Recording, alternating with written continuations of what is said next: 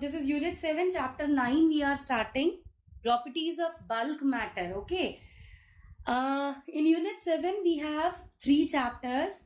2 chapters हैं आपके solids और fluids.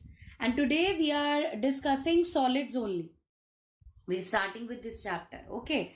So I was explaining that let's say if we have an object and we apply some external force on that object.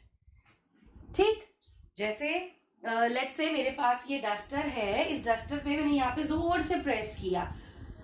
सो देखने में आपको क्या लग रहा है कि इस डस्टर पे कुछ भी नहीं हुआ, बट रियलिटी में आप अगर किसी भी ऑब्जेक्ट पे कोई भी फोर्स लगाते हैं, उस ऑब्जेक्ट में कुछ ना कुछ चेंज जरूर ऑब्जर्व होता है. ठीक, अब उस चेंज को आप अपनी नेकेड आई से देख सकते हो या नहीं देख सकते, वो एक अलग चीज है. बट आप अगर ऑब्जेक्ट पर एक एक्सटर्नल फोर्स लगा रहे हैं एंड उस ऑब्जेक्ट में एक चेंज प्रोड्यूस होता है, सो जो फोर्स आप अप्लाई कर रहे हो उस फोर्स को बोलते हैं डीफॉर्मिंग फोर्स. ऑब्जेक्ट को डिफॉर्म कर दिया. डिफॉर्म करना मतलब चेंज करना. ठीक है. So a force which when applied changes the configuration of the body. अभी ये मैं आपको बताऊंगी कि वो कॉन्फ़िगरेशन चेंज क्यों हो जाती है. ठीक है. बट जो भी फोर्स एक ऑब्जेक्ट की कॉन्फ़िगरेशन, अब कॉन्फ़िगरेशन से क्या मतलब है, उसकी शेप, उसकी लेंथ या वॉल्यूम, ऐसे किसी भी फैक्टर में अगर एक चेंज आ जाए तो उसे हम डीफॉर्मिंग फोर्स कहते हैं. ठीक. नाउ अब सपोज करिए मेरे पास एक स्प्रिंग है.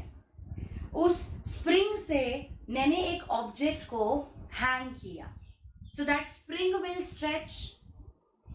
करेक्ट. और उस स्प्रिंग की जो लेंथ है वो इंक्रीज हो जाएगी. स्ट्रेच हो गया स्प्रिंग. अब जैसे ही हम उस वेट को रिमूव करेंगे, सो स्प्रिंग की क्या टेंडेंसी रहेगी कि वो फटाफट से वापस अपनी ओरिजिनल कॉन्फ़िगरेशन एक्वायर कर ले.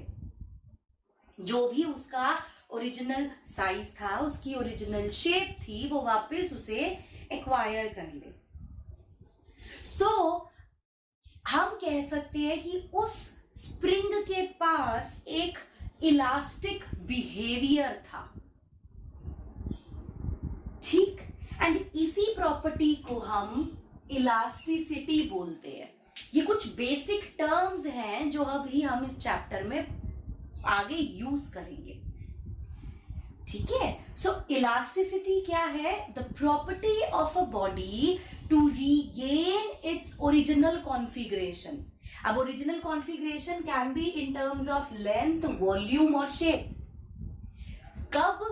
When deforming forces are removed. जब आप डिफॉर्मिंग फोर्स, जो भी एक्सटर्नल फोर्स आप लगा रहे हो, जब आप उस फोर्स को हटा देते हो, तो एक ऑब्जेक्ट अपनी ओरिजिनल शेप एंड साइज को रीगेन करने की कोशिश करता है. सो उस प्रॉपर्टी को बोलते हैं इलास्टिसिटी. इसका मतलब, जो मैंने आपको स्प्रिंग का एग्जांपल दिया कि भाई मैंने स्प्रिंग पर एक वेट हैंग किया, तो जो वेट हैंग किया उसकी वजह से लगा डिफॉर्मिंग फोर्स. एंड जैसे ही हमने वेट रिमूव किया, डिफॉर्मिंग फोर्स रिमूव करी, तो स्प्रिंग ने वापस अपनी ओरिजिनल कॉन्फ़िगरेशन एक्वायर कर ली. तो वो ओरिजिनल कॉन्फ़िगरेशन एक्वायर करी इलास्टिसिटी की वजह से. इलास्टिक है मतलब आप उसको स्ट्रेच, कंप्रेस कर सकते हो. ठीक है. और इलास्टिसिटी की वजह से जो डिफॉर्मेशन एक ऑब्जेक्ट में आता है उसे बोलते हैं इलास्टिक डिफॉर्मेशन. कि आपने एक ऑब्जेक्ट पर डिफॉर्मिंग फोर्स लगाई, जैसे ही, ठीक है, तो उसके अंदर इलास्टिक डिफॉर्मेशन आया. और जैसे ही आपने वो डिफॉर्मिंग फोर्स रिमूव करी तो इलास्टिसिटी प्रॉपर्टी की वजह से उस ऑब्जेक्ट ने अपनी ओरिजिनल शेप साइज को एक्वायर कर लिया। ठीक है, देखो सपोज करिए ये एक रिजिड सपोर्ट है। ठीक, इस रिजिड सपोर्ट से मैंने यहां पर एक स्प्रिंग अटैच किया हुआ है। अब इस स्प्रिंग से मैंने एक ऑब्जेक्ट, एक कोई हैवी वेट मैंने अटैच कर दिया, लेट्स से एम मास का। जैसे ही आप इसे अटैच करेंगे क्या होगा, ये स्प्रिंग स्ट्रेच होगा, राइट? ये खिंचेगा, स्ट्रेच होगा। तो जो ये वेट मैंने लगाया, भाई इस ऑब्जेक्ट का वेट ऐसे लगेगा mg, तो ये जो वेट मैंने लगाया ये बन गई डिफॉर्मिंग फोर्स। इस ऑब्जेक्ट ने स्प्रिंग को स्ट्रेच करा, यानी कि इस स्प्रिंग के अंदर अब एक डिफॉर्मेशन आ गई है। इस डिफॉर्मेशन को बोलेंगे इलास्टिक डिफॉर्मेशन। ठीक, कब तक रही ये इलास्टिक डिफॉर्मेशन? जब तक मैंने इस ऑब्जेक्ट को अटैच किया हुआ है। जैसे ही हम अब ये ऑब्जेक्ट रिमूव करेंगे, the moment I remove this object, क्या होगा, ये हटाते ही स्प्रिंग वापस ऊपर जाएगा। भाई इलास्टिसिटी है उसके पास, आप उसे स्ट्रेच कंप्रेस कर सकते हो, इट हैज इलास्टिसिटी। तो जैसे ही आपने यहां से ये मास हटाया, ये स्प्रिंग वापस जाएगा और जो भी इसकी ओरिजिनल कॉन्फ़िगरेशन थी उसे वापस एक्वायर कर लेगा। तो ये जो प्रॉपर्टी है इस स्प्रिंग की, उस प्रॉपर्टी को हम इलास्टिसिटी बोलते हैं, कि स्प्रिंग के पास इलास्टिसिटी प्रॉपर्टी है या इलास्टिक बिहेवियर है, जिसकी वजह से जैसे ही उस पर से डिफॉर्मिंग फोर्स हटी, वापस उसने अपनी ओरिजिनल कॉन्फ़िगरेशन को एक्वायर कर लिया। ठीक, elastic behaviour, elasticity, elastic deformation, 3 terms हो गई। ठीक है बेटा, अब ये तो चलो हम स्प्रिंग की बात कर रहे हैं, कुछ और ऑब्जेक्ट्स भी हैं जो इलास्टिक हैं, वो तो आपको पता ही है, आप डेली लाइफ में कितने ऑब्जेक्ट्स देखते भी हो। अब ध्यान से सुनिएगा, एक ऑब्जेक्ट मान लो मेरे पास है, लेट्स से एक स्प्रिंग है, उस स्प्रिंग को मैंने स्ट्रेच किया एंड जैसे ही डिफॉर्मिंग फोर्स रिमूव करी, सो क्विकली उस स्प्रिंग ने अपनी ओरिजिनल कॉन्फ़िगरेशन एक्वायर कर ली the moment I remove the deforming force. So ऐसा एक ऑब्जेक्ट जो डिफॉर्मिंग फोर्स हटाने पर अपनी ओरिजिनल कॉन्फ़िगरेशन को क्विकली एंड कंप्लीटली एक्वायर कर ले, ऐसे ऑब्जेक्ट्स को बोलते हैं perfectly elastic body. Perfectly elastic, a body which regains its original configuration immediately and completely after the removal of the deforming force from it। जैसे ही आपने deforming force हटाया, उस ऑब्जेक्ट ने अपनी ओरिजिनल कॉन्फ़िगरेशन फटाफट से एक्वायर कर ली, उसे हम परफेक्टली इलास्टिक बॉडी बोलेंगे। जैसे इसके एग्जाम्पल्स क्या हैं, क्वार्ट्ज, फॉस्फर ब्रॉन्ज, ये कुछ एग्जाम्पल्स हैं जो कि नियरली परफेक्टली इलास्टिक बॉडीज हैं। देखो जैसे हमने रोटेशनल में पढ़ा परफेक्ट रिजिड बॉडी, कुछ नहीं होती परफेक्ट रिजिड बॉडी, राइट? इसी तरीके से परफेक्टली इलास्टिक बॉडी भी नहीं होती, बट हाँ, जैसे कुछ ऐसे एग्जाम्पल्स, कुछ ऐसे ऑब्जेक्ट्स हैं जैसे क्वार्ट्स है, फॉस्फर ब्रॉन्ज है, ये मैं अभी बताती हूँ क्या होते हैं, ठीक है। ये कुछ ऐसे ऑब्जेक्ट्स हैं जो close to perfectly elastic nature है। They are not perfectly elastic, but इनका जो बिहेवियर है वो काफी हद तक काफी क्लोज है परफेक्ट नेचर के। तो इसीलिए इन दोनों को हम नियरली परफेक्टली इलास्टिक बॉडीज बोल सकते हैं, ठीक। अब मान लीजिए आपने एक ऑब्जेक्ट लिया और उस ऑब्जेक्ट पर डिफॉर्मिंग फोर्स लगाई। जैसे ही आपने डिफॉर्मिंग फोर्स रिमूव करी, अब अगर ये ऑब्जेक्ट अपनी ओरिजिनल कॉन्फ़िगरेशन को नहीं एक्वायर कर पाता, ठीक है, बिल्कुल भी नहीं कर पाता, मैं ये भी नहीं कह रही कि मान लो 1% कर गया, नहीं, अगर वो ऑब्जेक्ट अपनी ओरिजिनल कॉन्फ़िगरेशन को बिल्कुल एक्वायर नहीं कर पाता जब हम डिफॉर्मिंग फोर्स रिमूव करते हैं, सो ऐसे ऑब्जेक्ट को परफेक्टली प्लास्टिक बॉडी कहते हैं। Please don't get confuse with the word plastic, ये वो प्लास्टिक नहीं है जो आप वैसे यूज कर रहे हो। Perfectly plastic body, a body which does not regain its original configuration at all, बिल्कुल भी नहीं कर रहा। On the removal of deforming force, howsoever small the deforming force may be, चाहे छोटी सी ही डिफॉर्मिंग फोर्स क्यों ना लगाओ आप, छोटा सा ही डिफॉर्मेशन क्यों ना प्रोड्यूस करो, ये ऑब्जेक्ट्स अपनी ओरिजिनल कॉन्फ़िगरेशन बिल्कुल भी एक्वायर नहीं करेंगे। तो ऐसे ऑब्जेक्ट्स को परफेक्टली प्लास्टिक बॉडी बोलते हैं। यहां भी वही चीज आ जाती है, no object is perfectly plastic. कोई भी एक ऑब्जेक्ट परफेक्टली इलास्टिक भी नहीं है, परफेक्टली प्लास्टिक भी नहीं है, but there are some objects, जैसे पुट्टी, ये जो दीवार पे, वॉल पे जब घर पेंट कर व्हाइट वॉश कराते हो तो लगाते हैं पुट्टी, मड, पैराफिन वैक्स, ये ऐसे ऑब्जेक्ट्स हैं जिनका behaviour close to perfect plastic body है, इसीलिए इन्हें नियरली परफेक्टली प्लास्टिक बॉडीज बोला जाता है।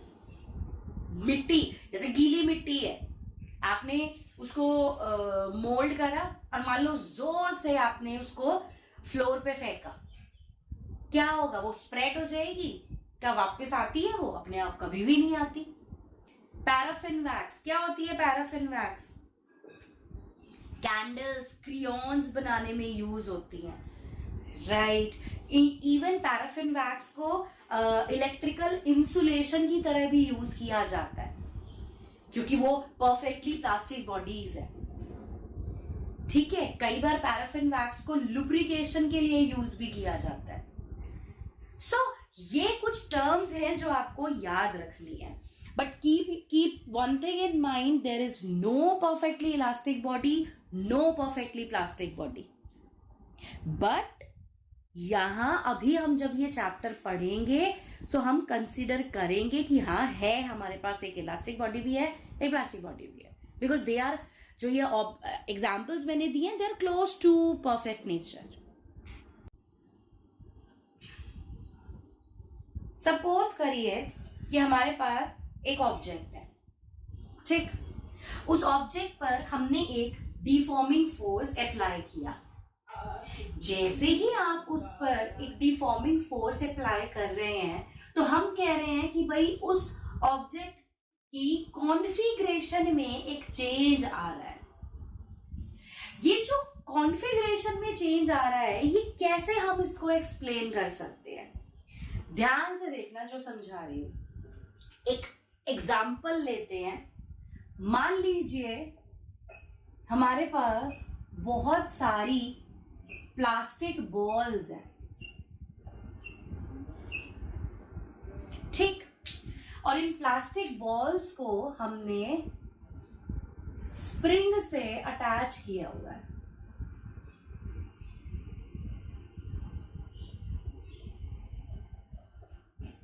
ये सब आपस में स्प्रिंग से अटैच्ड है,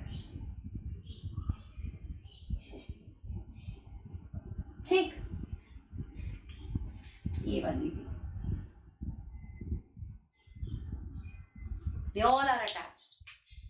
अब सपोज करो मैं एक फोर्स लगाती हूं इस बॉल पर और मैं इसको पकड़ के यहां खींचती हूं। मैंने इसको पकड़ा, एक एक्सटर्नल फोर्स लगाई and I have stretched it over here. मैंने इसको यहां पकड़ के खींचा, क्या होगा, ये थोड़ा सा ऐसे स्ट्रेच हो जाएगा एंड जैसे ही मैं ये फोर्स रिमूव करूंगी क्या होगा, ये स्प्रिंग्स इस बॉल को वापस खींचेंगे और इसकी ओरिजिनल कॉन्फ़िगरेशन पे ले आएंगे, करेक्ट।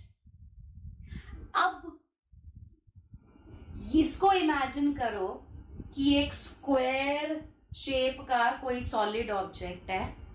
ये जो प्लास्टिक बॉल्स हैं ये बन गए एटम्स और ये जो स्प्रिंग है ये स्प्रिंग बन गई इंटर एटॉमिक या इंटर मॉलिक्यूलर फोर्सेस। तो ये सेम चीज होती है सॉलिड के अंदर। क्या होगा, देखो मान लो इस एटम पर मैंने एक ऐसे करके जोर से फोर्स अप्लाई करा। सपोज मैं कंप्रेस कर रही हूं, कुछ भी हो सकता है, आप स्ट्रेच भी कर सकते हो, कंप्रेस भी कर सकते हो, इट्स योर चॉइस, ठीक। मैंने यहां से इस वाले एटम पर एक डिफॉर्मिंग फोर्स अप्लाई किया, क्या होगा, हल्का सा ये स्क्वीज हो जाएगा, करेक्ट। अब जैसे ही ये डिफॉर्मिंग फोर्स हटाई गई क्या होगा, ये जो इंटर एटॉमिक फोर्सेस हैं ये वापस इस एटम को इसकी अपनी ओरिजिनल पोजीशन पर भेज देंगे। सो इसे कहते हैं हम ऑब्जेक्ट का इलास्टिक बिहेवियर, एक सॉलिड का इलास्टिक बिहेवियर, ठीक है। सॉलिड्स के लिए जो हम बात कह रहे हैं कि भाई they show elastic behaviour no matter whether it is visible to your eyes और नॉट। जैसे ये बोर्ड है, इस बोर्ड को अगर मैं यहां जोर से प्रेस करूं मुझे कुछ नहीं दिख रहा कि यहां कुछ हुआ भी है या नहीं, ठीक। बट रियलिटी में क्या हुआ होगा, जब मैंने इसे जोर से प्रेस करा तो इस बोर्ड के अंदर जो मॉलिक्यूल्स हैं वो मॉलिक्यूल्स अपनी ओरिजिनल पोजीशन से डिस्प्लेस हुए होंगे, ठीक। जैसे ही ये फोर्स लगाने के बाद मैंने हटाया क्या हुआ होगा, जो इंटरमॉलिक्यूलर फोर्सेस हैं उन इंटरमॉलिक्यूलर फोर्सेस ने वापस उन मॉलिक्यूल्स को अपनी जगह पर भेज दिया। दैट मीन्स जो भी आपका सॉलिड ऑब्जेक्ट है उसने अपनी ओरिजिनल कॉन्फ़िगरेशन को एक्वायर कर लिया।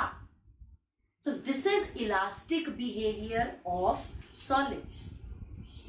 और अगर मान लो मैंने इस बोर्ड पर जोर से फोर्स लगाई और जब मैंने फोर्स हटाई, यहां पर सपोज मेरे अंदर बड़ी ताकत आ गई और मैंने फोर्स लगाई, जब मैंने फोर्स हटाई तो यहाँ पे कुछ डिप्रेशन क्रिएट हो गया, डिफॉर्मेशन परमानेंट क्रिएट हो गई। फिर क्या है, ये फिर प्लास्टिक ऑब्जेक्ट है कि अब ये वापस अपनी ओरिजिनल शेप नहीं एक्वायर कर पा रहा, ठीक। सो सॉलिड्स का इलास्टिक बिहेवियर किस वजह से है, इंटर एटॉमिक या इंटर मॉलिक्यूलर फोर्सेस की वजह से। जब एटम्स अपनी ओरिजिनल पोजीशन से डिस्प्लेस हो जाते हैं तो वापस उनको इंटर एटॉमिक फोर्सेस खींच के वापस अपनी जगह पर ले आती हैं। तो अब सपोज कर लो मैंने एक सॉलिड ऑब्जेक्ट लिया और उस पर एक डिफॉर्मिंग फोर्स अप्लाई किया, ठीक। डिफॉर्मिंग फोर्स अप्लाई करते ही उस ऑब्जेक्ट का कॉन्फ़िगरेशन चेंज हो गया। क्यों चेंज हो गया, क्योंकि जो भी एटम्स या मॉलिक्यूल्स उसके अंदर थे उन्होंने अपनी नॉर्मल पोजीशन को चेंज कर लिया। अब जैसे ही डिफॉर्मिंग फोर्स हटी, इंटरमॉलिक्यूलर या इंटर एटॉमिक फोर्सेस ने वापस उन एटम्स या मॉलिक्यूल को अपनी अपनी ओरिजिनल पोजीशन पर भेज दिया। इस इसका मतलब एक इंटरनल रीस्टोरिंग फोर्स डेवलप हो गई, यस और नो? मैं कह सकती हूं जो ये इंटरमोलिकुलर या इंटर एटॉमिक फोर्सेस हैं, ये एक तरीके से रीस्टोरिंग फोर्स का काम कर रहे हैं, वो वापस एटम्स को या मॉलिक्यूल्स को अपनी ओरिजिनल जगह पर ले आए हैं, correct? So this internal restoring force acting per unit area of the object, जो भी डिफॉर्म्ड ऑब्जेक्ट है, ठीक? जैसे ये अगर एक ऑब्जेक्ट है, मान लो इतने एरिया पर मैंने एक डिफॉर्मिंग फोर्स लगाई, जैसे ही यहां पर इतने से एरिया पर डिफॉर्मिंग फोर्स लगी, इतना पोर्शन डिफॉर्म हुआ, जैसे ही डिफॉर्मिंग फोर्स हटी, वापस एक रीस्टोरिंग फोर्स लगेगी इस एरिया पर, जो इसको इसकी ओरिजिनल कॉन्फ़िगरेशन वापस दे देगा. So this restoring force acting per unit area of a deformed body, this is called as stress. समझ आया? इन शॉर्ट, स्ट्रेस को मैं बोल सकती हूं that it is the pressure that I am exerting. क्या होता है प्रेशर? फोर्स अपॉन एरिया, वही चीज है ये, बस वर्ड एक नया आ गया है, स्ट्रेस. ठीक है, समझ आया स्ट्रेस क्या है? एक ऑब्जेक्ट है आपके पास, आप, हाँ जी, अब अगर मान लीजिए कोई भी परमानेंट चेंज एक ऑब्जेक्ट में नहीं आए, मतलब प्लास्टिक बिहेवियर नहीं है ऑब्जेक्ट का, इलास्टिक बिहेवियर है, तो जितना डिफॉर्मिंग फोर्स हम अप्लाई करेंगे एग्जैक्टली उतनी ही रिस्टोरिंग फोर्स डेवलप होगी.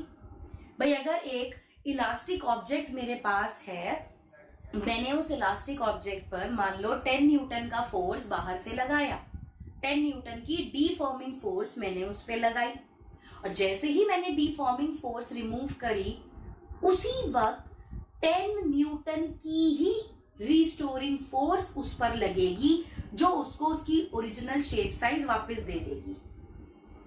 सो हम एक तरीके से ये भी लिख सकते हैं that stress is basically the external deforming force acting on a body per unit area. But ये चीज सिर्फ तब वैलिड है जब आपके पास एक इलास्टिक ऑब्जेक्ट है. क्लियर? समझ आई मेरी बात?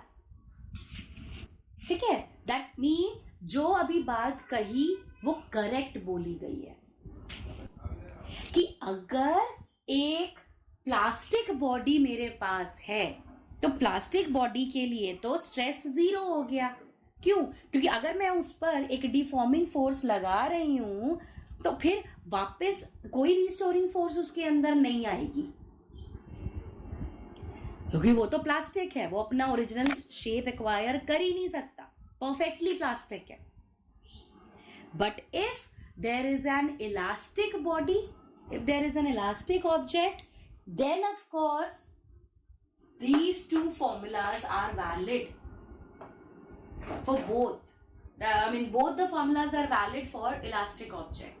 जितना डिफॉर्मिंग फोर्स आप एक्सटर्नली उस इलास्टिक बॉडी पे लगा रहे हो, एग्जैक्टली उतना ही इंटरनल रिस्टोरिंग फोर्स भी उस ऑब्जेक्ट पे लगेगा.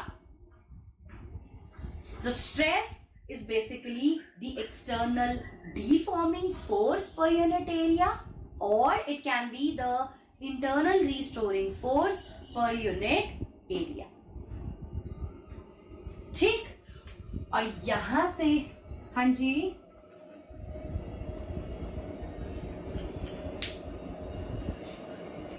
सो SI यूनिट की अगर हम बात करें, so this is force upon area, right? So force की unit newton, area is metre square, so newton per metre square, जिसको हम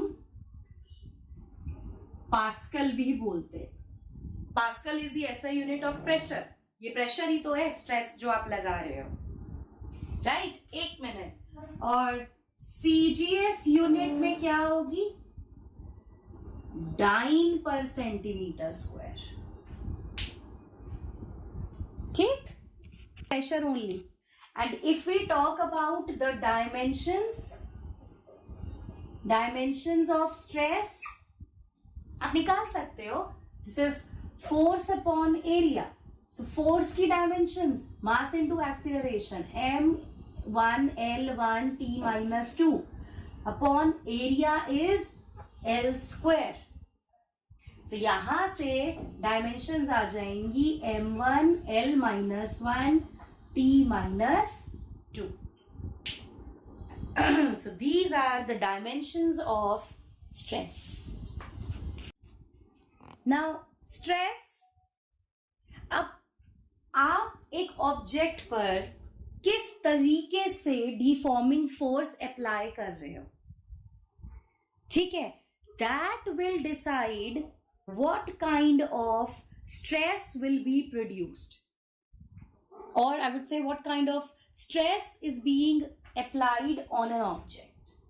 Okay, so stress is basically of two types.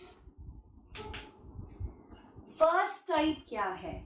मान लीजिए आपके पास एक ऑब्जेक्ट है और उस ऑब्जेक्ट पर एक पर्टिकुलर एरिया पे मैं परपेंडिकुलर डायरेक्शन में एक फोर्स अप्लाई कर रही हूं, ठीक है? जैसे लेट्स से ये एक डस्टर है, so I have a duster and I'm applying a deforming force in perpendicular direction. So whenever a deforming force is acting normally over an area of a solid body, then that stress is called as normal stress.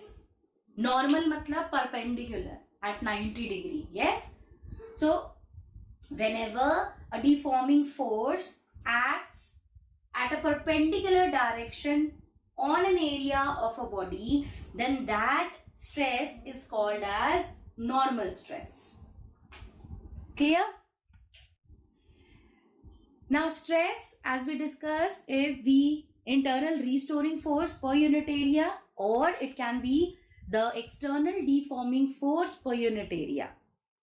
Now depending on how we have applied the force on an object, stress can be of two types, majorly two types. First type of stress is called as the normal stress, right? इसके name से ही पता चल रहा है, normal means perpendicular, right? सो अगर आप एक solid पर परपेंडिकुलर डायरेक्शन में एक डिफॉर्मिंग फोर्स लगाते हैं, so that restoring force or the internal restoring force that is set up in the body per unit area, that is called as normal stress. ठीक है? जब आप लिखो when a deforming force acts normally over an area of a body, अगर एक solid object पर आप normally perpendicular 90 degree पर कोई डिफॉर्मिंग फोर्स लगाते हैं, तो जो भी internal restoring force per unit area setup होगी उसे हम नॉर्मल स्ट्रेस कहेंगे, ठीक? अब नॉर्मल स्ट्रेस जो होता है, नॉर्मल स्ट्रेस फर्दर 3 टाइप्स का होता है, ठीक है? स्ट्रेस 2 टाइप का है. एक टाइप है नॉर्मल स्ट्रेस, एक और अभी बताऊंगी, उसको टेंजेंशियल स्ट्रेस कहते हैं, राइट? नॉर्मल स्ट्रेस क्या है? जब परपेंडिकुलर डायरेक्शन में फोर्स लगा रहे हो आप एक ऑब्जेक्ट पर, जैसे ये डस्टर है, इस डस्टर पे बिल्कुल सीधा परपेंडिकुलर डायरेक्शन में मैंने एक फोर्स लगा दी, सो जितने एरिया पे वो डिफॉर्मिंग फोर्स लगी, so that force per unit area is normal stress. अब नॉर्मल स्ट्रेस फर्दर 3 टाइप्स का है, ठीक। फर्स्ट टाइप देखो क्या होती है। मान लीजिए मेरे पास एक सॉलिड सिलेंडर है, ठीक है। I have a cylindrical object with me. So let's say this is a cylindrical object. इस cylindrical object पर मैंने दोनों एंड्स पर इक्वल फोर्स लगाकर इसको स्ट्रेच करना स्टार्ट किया। समझ रहे हो? जैसे मान लो ये मार्कर है, ये सिलिंड्रिकल शेप का ही है, मैंने यहाँ एंड पर और यहाँ एंड पर दोनों तरफ से इक्वल फोर्सेस लगाकर इसको खींचना शुरू कर दिया, स्ट्रेच करना शुरू कर दिया, ठीक। सो लेट्स से इनिशियली इसकी लेंथ है L। जब हम इसको स्ट्रेच करना शुरू करेंगे दोनों एंड से, तो ये थोड़ा सा एक्सटेंड हो जाएगा। So let's say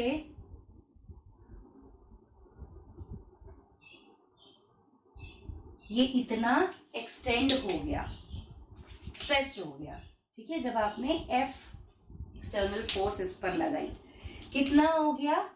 let's say delta L, ठीक है। ये जो ट्रायंगल बनाया है this is delta, that means small change,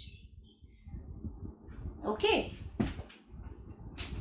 या अब ध्यान से सुनिएगा, जब हम एक ऑब्जेक्ट पर एक फोर्स अप्लाई करते हैं, ठीक, जिस डायरेक्शन में आप फोर्स अप्लाई कर रहे हो उसी डायरेक्शन में if there is an increase in the length of the body, then the stress which is developed over here is called as tensile stress। Tensile मतलब किसी चीज को स्ट्रेच करना, ओके। सो ये नॉर्मल स्ट्रेस के ही अंदर आएगा। क्यों? आप सिलेंडर पे परपेंडिकुलर डायरेक्शन में फोर्स लगा रहे हो, so this is a part of normal stress, okay. So tensile stress क्या चीज है? If there is an increase in the length और extension of a body in the direction of the force applied, then the stress is called as tensile stress, ठीक, clear है? सो ये first part हो गया आपका।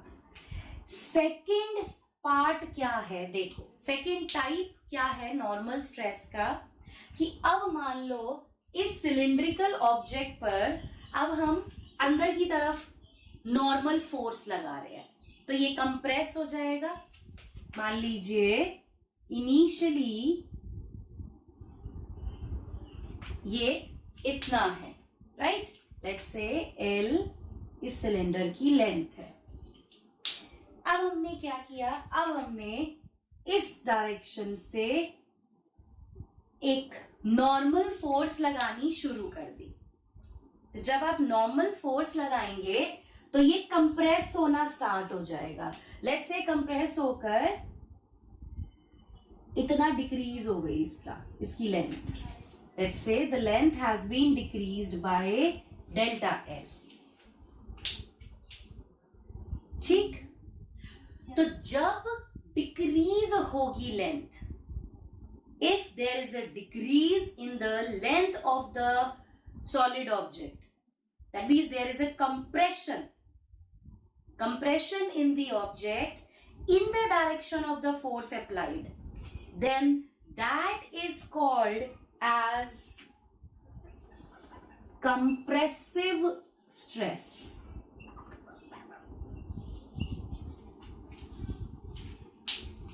ठीक। समझ आया? नॉर्मल स्ट्रेस क्या है? जब आप परपेंडिकुलर डायरेक्शन से डिफॉर्मिंग फोर्स लगा रहे हैं एक ऑब्जेक्ट पर। नॉर्मल स्ट्रेस फर्दर 3 टाइप्स का है। फर्स्ट है टेंसाइल स्ट्रेस। टेंसाइल स्ट्रेस मतलब आप एक ऑब्जेक्ट पर परपेंडिकुलर डायरेक्शन में फोर्स लगाकर उसको स्ट्रेच कर रहे हो, उसको खींच रहे हो, तो जो चेंज उसकी लेंथ में आएगा, जो एक्सटेंशन प्रोड्यूस होगी, ठीक है, किधर, उसी डायरेक्शन में जिस डायरेक्शन में आपने फोर्स लगाई है, तो that deforming force per unit area is called as tensile stress. जब हम ऑब्जेक्ट को कंप्रेस करेंगे, एक ऑब्जेक्ट है, उस पर दोनों डायरेक्शन में से सेम फोर्स लगाकर परपेंडिकुलर डायरेक्शन में हमने ऑब्जेक्ट को कंप्रेस कर दिया, तो the normal force that has been applied to decrease the length of the object, to compress the body, that is called as compressive stress. So the third type of normal stress is called as hydraulic stress. This word hydraulic मतलब water होता है, ठीक है, liquids basically. So जो stress liquids में produce हो या gases में प्रोड्यूस हो, आई मीन फ्लूइड्स ले सकते हैं हम, उसे हाइड्रोलिक स्ट्रेस कहते हैं. कैसे, देखो, सपोज मेरे पास एक स्फेरिकल ऑब्जेक्ट है, I have a spherical object, let's say of volume V, ठीक, I have a solid object of volume V. इस ऑब्जेक्ट को लेट्स से मैंने एक फ्लूइड के अंदर डाल दिया, I put it in a fluid.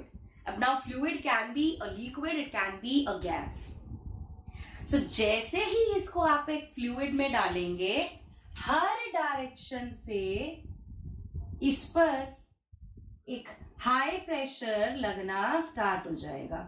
ये तो आपको पता ही है, fluids exert same pressure from all the directions. ये हमने 9th क्लास में पढ़ा है कि एक लिक्विड या एक गैस हर डायरेक्शन से सेम प्रेशर एक्सर्ट करता है. तो जब ये सेम प्रेशर एक्सर्ट करेगा तो ये स्फीयर स्क्वीज हो जाएगा. लेट्स से ये स्क्वीज होकर इतना हो गया, इतना. एंड लेट्स से जो ये वॉल्यूम डिक्रीज है, this volume decrease is delta V, ठीक.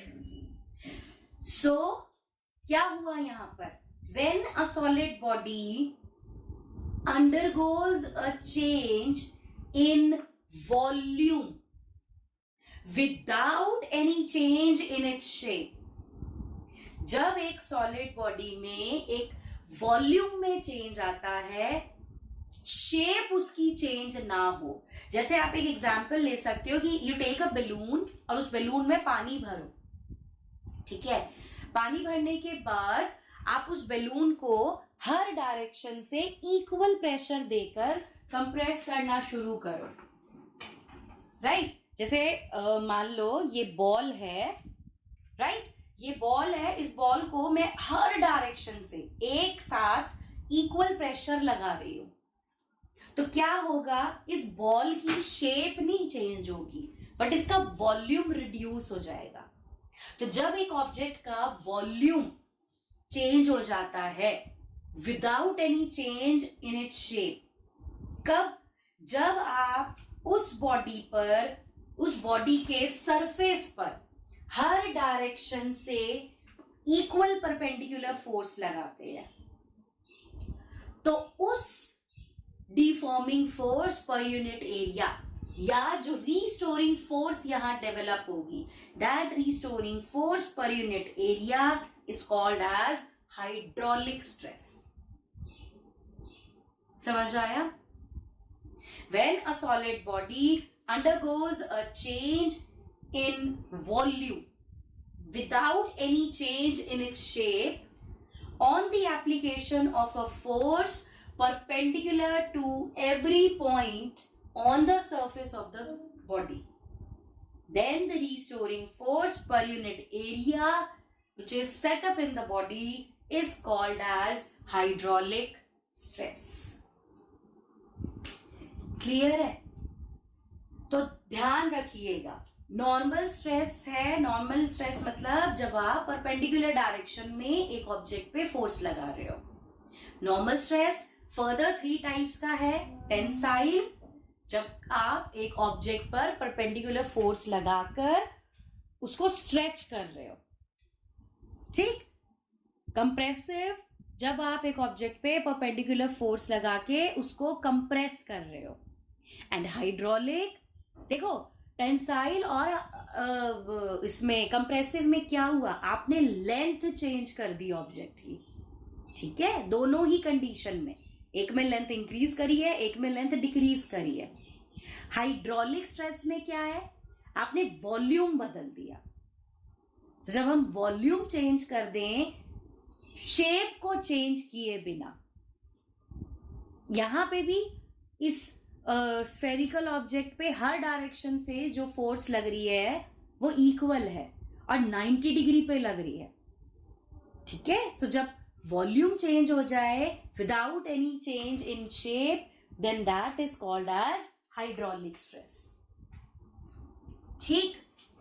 And one more thing, tensile stress और compressive stress, since there is a change in the length of the object, right? So these two, compressive stress and tensile stress, इन दोनों को हम longitudinal stress भी बोलते हैं. longitudinal, क्योंकि longitudinally एक object में चेंज आया है, चाहे लेंथ बढ़ गई चाहे लेंथ छोटी हो गई. Right? There is a change in the longitudinal direction. Latitudinal होता है horizontal, longitudinal होता है height wise. So इन दोनों को हम longitudinal stress भी बोलते हैं. Now, second type of stress is tangential stress, और इसको shearing stress भी बोलते हैं. Tangential समझ आया आपको वर्ड? बेटा नॉर्मल मतलब जब मैं परपेंडिकुलर डायरेक्शन में फोर्स लगा रही हूँ. टेंजेंशियल मतलब अलोंग द सरफेस जब हम फोर्स लगा रहे हैं. सो दिस इज टेंजेंशियल स्ट्रेस. ठीक. अब देखो, जैसे सपोज करो मेरे पास ये बुक है. ठीक. अगर मैं इस बुक पर ऐसे परपेंडिकुलर डायरेक्शन में फोर्स लगा रही हूँ इस एरिया पर, तो ये नॉर्मल स्ट्रेस है. अब मैंने क्या किया, अब मैं ये बुक का अपर सरफेस जो है ना, इस पर ऐसे हाथ रख के इसको ऐसे पुश कर रही हूँ. Now I am applying a force which is tangential in direction. तो ध्यान से देखो क्या हो रहा है, बॉटम फेस जो है वो फिक्स्ड है, वो कहीं नहीं गया. ये अपर फेस पर जब मैंने फोर्स लगाई तो ये बुक देखो आगे की तरफ मूव कर गई. देखो नीचे फिक्स है, दिख रहा है ध्यान से, मैंने ऊपर फोर्स लगाया, ये देखो दिख रहा है आपको, बुक आगे बढ़ रही है, पेजेस आगे बढ़ गए. या आप खुद ट्राई करके देख सकते हो. आप अपने हाथ में अपना रजिस्टर लो और उस पे नीचे के फेस को फिक्स रखो, ऊपर एक फोर्स लगाओ टेंजेंशियल. सो सिर्फ ऊपर के जो पोर्शन है, ऊपर के जो पेजेस हैं वो हल्के से डिस्प्लेस होंगे, नीचे का फेस फिक्स रहेगा. सो जब ऐसा हो उसे हम टेंजेंशियल स्ट्रेस बोलते हैं. ठीक है. When a deforming force acts tangentially to the surface of the body and that produces a change in the shape of the body without any change in volume. जब मैं इस बुक को आगे की तरफ पुश कर रही हूं, बुक का जो भी वॉल्यूम है उस पर तो कोई फर्क नहीं पड़ा ना, सिर्फ इसकी शेप चेंज हो गई कि पहले सारे ऐसे अलाइन थे, मैंने ये टेंजेंशियल फोर्स लगाई तो देखो ऊपर के पेजेस आगे की तरफ बढ़ गए. तो क्या हुआ, बुक की शेप बदली लेकिन बुक का वॉल्यूम नहीं बदला. तो जब हम एक ऑब्जेक्ट पर टेंजेंशियल डायरेक्शन में एक डिफॉर्मिंग फोर्स लगाते हैं तो क्या होता है, उस ऑब्जेक्ट का शेप बदल जाएगा लेकिन वॉल्यूम नहीं बदलेगा. तो उस टाइप के स्ट्रेस को बोलते हैं टेंजेंशियल स्ट्रेस। ठीक, जैसे मान लीजिए ये एक क्यूब है मेरे पास, ये इसका फिक्स्ड फेस है, यहां पे मैंने इस डायरेक्शन में, टेंजेंशियल डायरेक्शन में एक फोर्स लगाई। सो क्या होगा, नीचे का फेस एज इट इज रहेगा, ऊपर का फेस स्लाइड करके थोड़ा सा आगे आ जाएगा, यानी कि कुछ इस तरीके से। ठीक, इसी तरह से यहां पर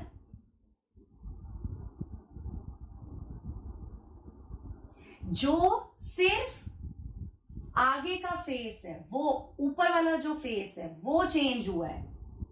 कुछ समझ पा रहे हो इस शेप को? नीचे से वो फिक्स रहा, सिर्फ ऊपर से आगे स्लाइड हो गया। सो दिस इज टेंजेंशियल स्ट्रेस और शेयरिंग स्ट्रेस। टिल्ट हो गया बस, हाँ, tilt is the right word. ठीक, कि देखो जैसे इस बुक में दिखाती हूँ, ये बेटर दिखेगा। देखो बिल्कुल सीधी बुक है ये, मैंने लोअर फेस को फिक्स करा हुआ है, मैं अपर फेस पर फोर्स लगाऊंगी। देखो बुक कैसे होगा, देखो दिख रहा है आपको? बुक की शेप चेंज हो गई है बट वॉल्यूम वही है। मैंने हटाया डिफॉर्मिंग फोर्स, बुक वापस आ गई अपनी जगह। फिर मैंने एक टेंजेंशियल स्ट्रेस लगाया, देखो ये फिर इसकी शेप चेंज हो गई। I hope you can see it clearly. So this is tangential stress. जब आप टेंजेंट टू द सरफेस एक स्ट्रेस लगा रहे हो।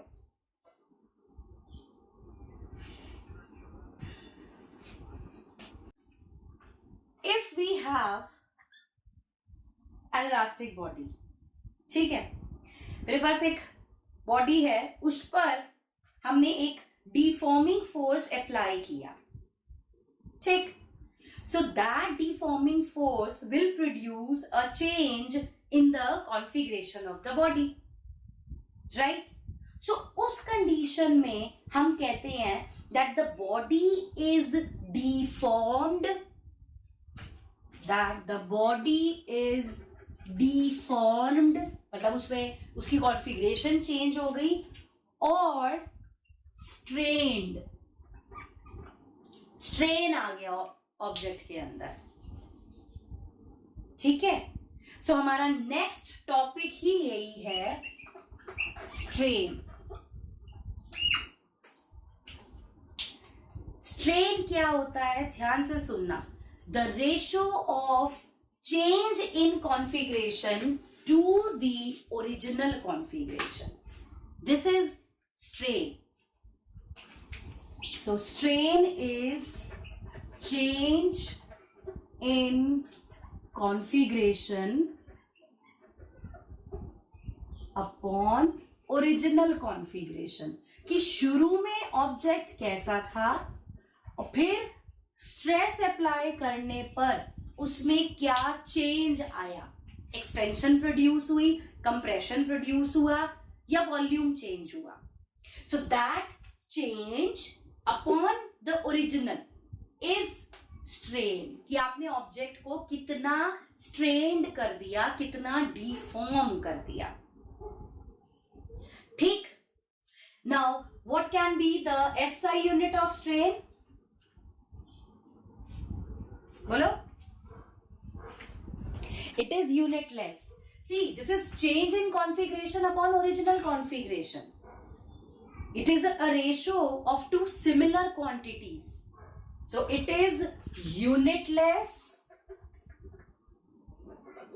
as well as it is dimensionless. तो ये एक और क्वांटिटी अब आपको पता चल गई है जिसकी ना यूनिट है ना डायमेंशन है। क्यों नहीं है? क्योंकि ये एक रेशियो है। जैसे रिलेटिव डेंसिटी हमने पढ़ा था 9th क्लास में, रिलेटिव डेंसिटी रेशियो था दो ऑब्जेक्ट्स की डेंसिटी का। इसी तरीके से ये भी एक रेशियो है दो ऑब्जेक्ट्स के कॉन्फ़िगरेशन का। So it is unitless and dimensionless. ठीक, अब स्ट्रेन जो है किस टाइप का चेंज एक ऑब्जेक्ट में प्रोड्यूस हो रहा है जब आप उस पर स्ट्रेस लगाते हो, क्या वो चेंज उसकी लेंथ में हुआ, क्या वो चेंज उसके वॉल्यूम में हुआ, या वो चेंज उसकी शेप में हुआ, इस पर डिपेंड करके स्ट्रेन भी 3 टाइप्स का हो सकता है। ठीक है, फिर से मैं रिपीट कर रही हूं, whether the change in configuration involves a change in length or volume or shape of the body, strain can be of 3 types। ठीक है, स्ट्रेन भी 3 टाइप्स का हो सकता है। जैसे स्ट्रेस था वैसे ही स्ट्रेन हम लेंगे। फर्स्ट टाइप है लॉन्गिट्यूडिनल स्ट्रेन। लॉन्गिट्यूडिनल स्ट्रेन, ये कौन सा स्ट्रेन हो गया? जब आप टेंसाइल या कंप्रेसिव स्ट्रेस एक ऑब्जेक्ट पे अप्लाई कर रहे हो और उसकी लेंथ में चेंज आ जाए, लेंथ इंक्रीज या डिक्रीज कर जाए। ठीक है, if the deforming force produces a change in the length alone, then the strain is called as longitudinal strain, or it can also be called as tensile strain। ठीक, सो longitudinal strain क्या formula हो जाएगा इसका? Change in length upon original length, this is longitudinal strain। change in length delta L produce हुआ था, original length हमने L ली थी, so this is longitudinal strain। Clear? इसी तरीके से हमने हाइड्रोलिक स्ट्रेस पढ़ा था, वहीं से हमारे पास आया वॉल्यूमेट्रिक स्ट्रेन। वॉल्यूमेट्रिक स्ट्रेन क्या होगा? If the deforming force produces a change in the volume alone, सिर्फ वॉल्यूम में अगर चेंज आए उसे वॉल्यूमेट्रिक स्ट्रेन कहेंगे। यानी कि volumetric strain is equal to change in volume, जो हमने डेल्टा वी लिया था, upon original volume V, when there is a change in the volume alone। Third type का जो स्ट्रेन है वो है शेयरिंग स्ट्रेन।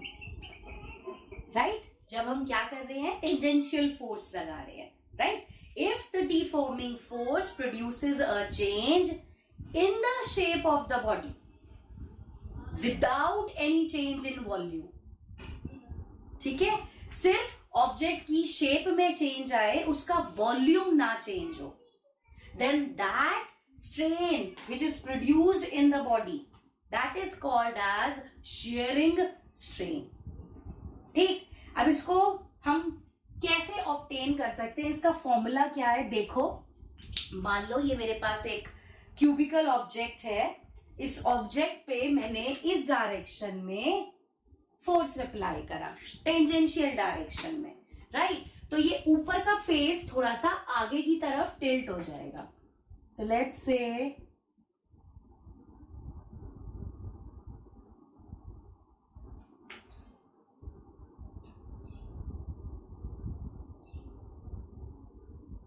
ध्यान से देखिएगा। सो ये थोड़ा सा आगे टिल्ट हो गया। क्लियर? एंड लेट्स से ये जो टिल्ट हुआ है इसकी ओरिजिनल लेंथ थी L, ठीक, और जो डिस्प्लेसमेंट इसमें प्रोड्यूस हुआ ये वाला, ये छोटा सा जो डिस्प्लेसमेंट जो ये आगे टिल्ट हुआ, let's say this is delta L, ठीक। एंड ये जितने एंगल से टिल्ट हुआ, ये जो छोटा सा यहां पर ये जो एंगल बनेंगे छोटे से, let's say this angle is theta. So basically shearing strain is theta, which is delta L by N. ठीक है. Shearing strain is defined as the angle in radian. Radian में होगा ये angle. It is defined as the angle in radian through which a plane perpendicular to the fixed surface gets turned on the application of a tangential force.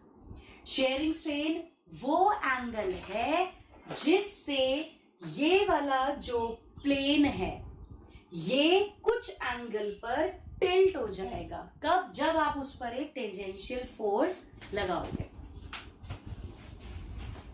ठीक है. तो वो theta shearing strain है. Now why it is delta L by L? भाई जब आपने tangential force लगाई तो डेल्टा एल डिस्प्लेसमेंट प्रोड्यूस हुआ एल लेंथ के क्यूबिकल ऑब्जेक्ट में. Clear? So shearing strain it is also defined as the ratio of displacement of the surface under the action of a tangential force, right, to the fixed length that is there.